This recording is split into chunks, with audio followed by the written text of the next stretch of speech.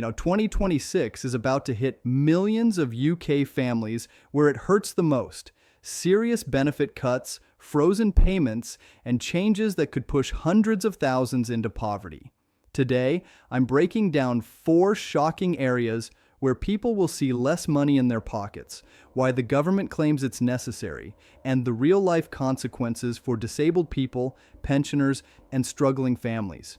You won't believe the numbers, and by the end of this video, you'll understand why this is more than just a policy change. It's a life-changing crisis. Stay with me till the end, because what I reveal could affect someone you know, maybe even you.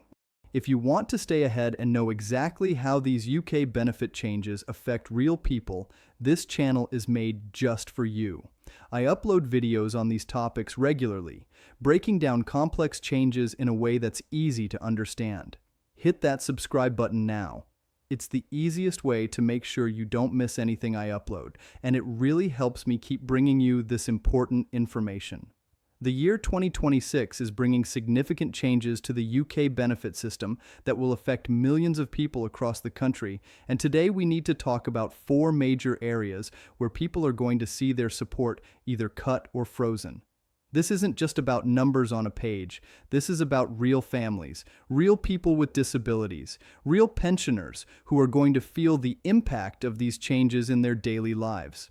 Let me walk you through exactly what's happening, who it affects, and what it means for those who depend on this support to get by. First, let's talk about what might be the most controversial change of all, which is the massive cut to the Universal Credit health element.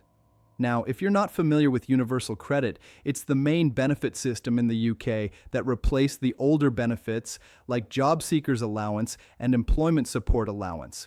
One of the components of Universal Credit is called the health element, which is extra money given to people who have serious health conditions or disabilities that affect their ability to work. This is officially called the Limited Capability for Work and Work-Related Activity element, which is quite a mouthful, so people usually just call it the LCWRA element or the health element. This is money specifically designed to help people who are sick, disabled, or recovering from serious illnesses like cancer treatment, and who can't work or can only work very limited hours because of their condition. Here's where the huge change comes in. Starting from April 6, 2026, anyone who applies for this health element for the first time is going to receive only about half of what people currently get.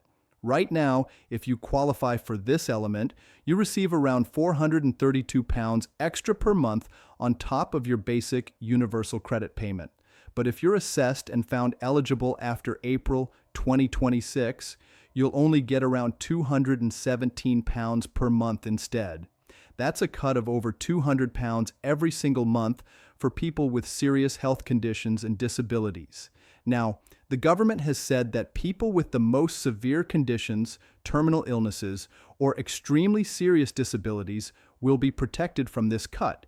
But the vast majority of people who are newly found to have health conditions that limit their ability to work are going to get this reduced amount. To make matters worse, this reduced payment isn't just lower, it's also going to be frozen, meaning it won't go up with inflation for the next several years until at least 2029 or 2030. Think about what this actually means in practical terms. Imagine you develop a chronic condition like severe arthritis, or you have a mental health crisis, or you're recovering from a major surgery and you can't work properly anymore. You go through the assessment process, which itself is stressful and difficult, and you're found to have limited capability for work.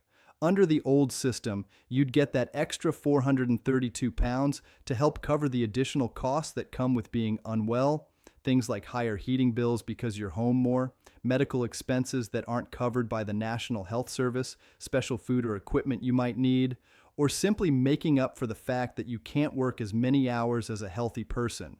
But now, if you're assessed after April 2026, you're getting less than half that amount, and that amount isn't going to increase even as prices go up year after year. The government argues that this change addresses what they call perverse incentives in the system, claiming that the current system somehow discourages people from working. But disability rights organizations are absolutely furious about this, saying it will push hundreds of thousands of disabled and sick people into poverty. The second major cut we need to discuss is what's happening to housing benefit. Now, housing benefit is support that helps people pay their rent if they're on a low income. It's been around for decades, and for a long time it used to go up every year to keep pace with how much rents were increasing in different areas around the country. But back in 2012, the government stopped increasing housing benefit rates annually, and they've kept them frozen ever since for most people. This freeze is continuing through 2026 and beyond. And while this might not sound like a cut at first, it absolutely is a cut in real terms because rents haven't stayed the same since 2012. They've gone up massively in most parts of the country. Let me explain why this matters so much. When housing benefit rates are frozen but actual rents keep climbing, what happens is that the benefit covers less and less of your actual rent bill each year. So you're left with a growing gap between what the benefit pays and what your landlord is charging you. This gap has to come from somewhere. And for people on very low incomes, there often isn't anywhere else to get that money from. You end up having to choose between paying your full rent and risking eviction, or cutting back on food, heating, or other essentials to make up the difference. According to housing charities, private renters who receive housing benefit were already about £700 worse off last year compared to what they should have been getting if the rates had kept up with rent increases. For working-age couples with children, that figure was even higher, around £887 worse off per year. That's nearly £900 that families are having to find from somewhere just to keep a roof over their heads. The situation is particularly harsh for people in expensive rental markets like London and the Southeast, where rents have skyrocketed, but the housing benefit rates are based on rental costs from years ago. Imagine your housing benefit covers, say, £700 of your rent, but your actual rent has gone up to £900. That extra £200 a month, which is £2,400 a year, has to come from your other benefits or any small amount of work you can manage. For many people, it just doesn't add up, and they're forced to move to cheaper areas, often away from their support networks, their children's schools, their medical services, or anything familiar to them. Or they end up in rent arrears, facing eviction and potential homelessness. The freeze on housing benefit isn't getting headlines like some of the other cuts, but it's quietly devastating for hundreds of thousands of low-income renters across the country. The third cut that's happening is actually something that's been frozen for so long that it's almost become a joke, except it's not funny for the people affected. I'm talking about the Department for Work and Pensions Christmas bonus. Now, this is an annual payment that goes to pensioners and certain working-age people who receive particular benefits, and it's meant to help with the extra costs that come with Christmas time. When this payment was introduced back in 1972, it was set at £10, which back then was actually a meaningful amount of money that could help someone buy extra food, cover heating costs during the cold winter, or get a few small Christmas presents. But here's the thing. That £10 amount has never been increased, not once, in over 50 years. It's still £10 today in 2026, exactly the same as it was in 1972. Now, you don't need to be an economist to understand how ridiculous this is. £10 in 1972 had real buying power, but £10 today barely buys you a basic meal deal at a supermarket. If the Christmas bonus had kept up with inflation over the past 50-plus years, it would be worth well over £100 today, maybe even closer to £200 depending on how you calculate it. There have been petitions asking the government to adjust this payment to reflect inflation, with people pointing out that for pensioners and disabled people on fixed low incomes, a proper Christmas bonus could actually make a difference to their quality of life during the expensive Christmas period. But both previous governments and the current Labor government have repeatedly said there are no plans to increase it.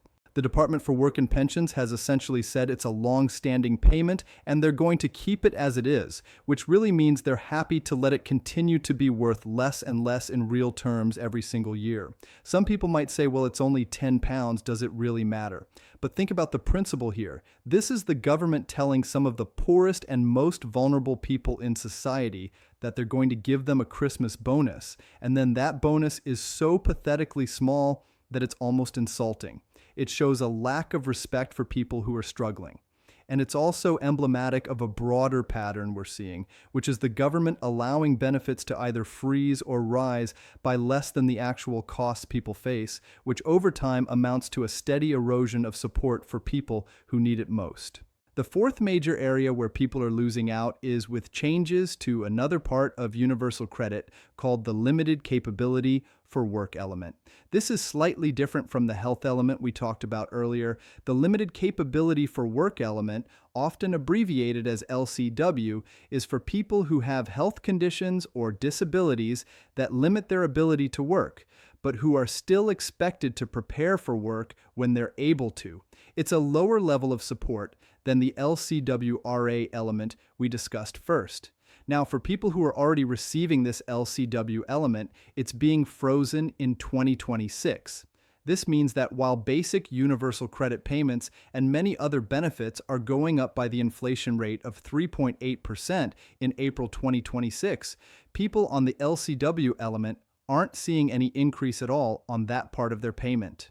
You might think, well, at least it's being frozen rather than cut in half like the other health element, but a freeze is still a cut in real terms when everything around you is getting more expensive. When prices in the shops go up, when your energy bills increase, when your travel costs rise, but your benefit payment stays exactly the same, you're effectively getting poorer month by month. Your money buys less, you have to make harder choices, and you fall further behind. For someone who's already struggling with a health condition and living on a very tight budget, even a small real terms cut like this can be the difference between managing and not managing, between keeping your head above water and going under. Now let's step back and look at the bigger picture of what all these changes mean when you put them together.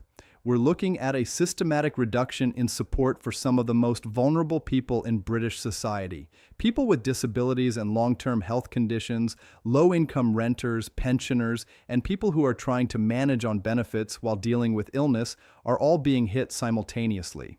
The government's argument is that they need to control spending on benefits, and that some of these changes, particularly to the health elements of universal credit, are about encouraging people to work if they're able to. They say they're increasing the basic standard allowance of universal credit to compensate, which is true. The standard allowance is going up by more than inflation, but that increase doesn't come close to making up for a cut of over £200 per month in the health element for newly disabled or sick people. What's particularly concerning to disability rights campaigners and anti-poverty charities is the impact this will have on poverty levels. The government's own impact assessment admitted that around 250,000 people will be pushed into poverty as a result of these health element cuts. But independent analysts like the Joseph Rowntree Foundation say the real figure is more like 400,000 people when you account for all the knock-on effects. That's nearly 500,000 people, many of them with serious health conditions or disabilities, who will fall below the poverty line because of these policy decisions. And remember, this doesn't even include the people who are already in poverty but will be pushed deeper into it, or the families and carers who will also suffer as a result. There's also something fundamentally unfair happening here that needs to be highlighted. Under these new rules, two people with the exact same health condition and the exact same limitations on their ability to work will receive completely different amounts of money, depending purely on when they happen to be assessed.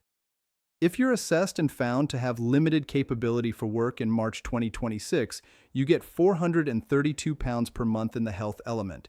If you're assessed just 1 month later in April 2026 with the exact same condition and the exact same impact on your life, you only get £217 per month. How can that possibly be fair? It's essentially creating a two-tier system where your level of support depends not on your needs, but on arbitrary timing. Disability rights organizations have called this discriminatory, and it's hard to argue with that assessment. Let's also talk about the human cost beyond the statistics. When we're discussing cuts of £200 per month or freezes to housing benefit, these aren't abstract numbers, they represent real hardship for real people. That missing £200 might be the money that allows someone to heat their home properly in winter, or to afford the special diet their medical condition requires, or to get a taxi to medical appointments when they can't manage public transport. The shortfall in housing benefit might be the thing that tips a family from just about managing to facing eviction. The frozen Christmas bonus, laughable as it might seem, is another small signal to vulnerable people that the government doesn't really value them or their struggles. And the frozen work capability element means people with chronic conditions are steadily losing buying power and sinking deeper into financial stress, which of course makes their health conditions worse in a vicious cycle. There's also concern about what these cuts signal for the future.